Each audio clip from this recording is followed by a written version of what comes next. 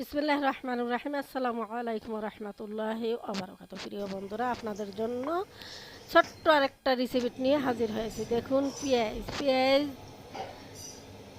পেঁয়াজ ফুল বানাবো, তাই পেঁয়াজগুলো সুন্দর করে কিচি কিচি করে কেটে নিয়েছি। আগে ভিজিয়ে রেখে খোসাগুলো ছাড়িয়ে নিয়েছি।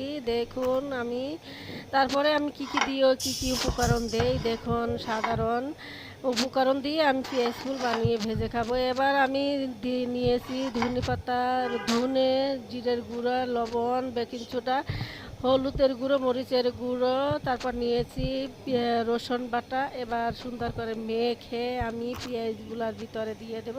দেখুন, একেবারে অতি সহজে পেঁয়াজ ফুল বানিয়ে আমরা খেতে পারি বিকেলের নাস্তা হিসাবে।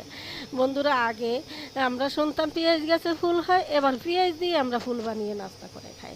অত কতটা সুন্দর হয় দেখুন। আমি পেঁয়াজগুলোর ভিতরে সুন্দর করে আমি সব রকমের উপকরণগুলো লাগিয়ে নিয়েছি। তো বন্ধুরা, আমার এই ভিডিওখানে যদি আপনাদের এতটুকুন ভালো লেগে থাকে, like, comment and share, subscribe করবেন প্লিজ বন্ধুরা।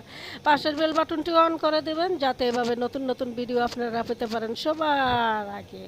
বন্ধুরা, আমার শুধু রান্না বান্নার রেসিপি না, অনেক কিছু আমার পেজে দেওয়া আছে, আমার ইউটিউবে চ্যানেলে দেওয়া আছে।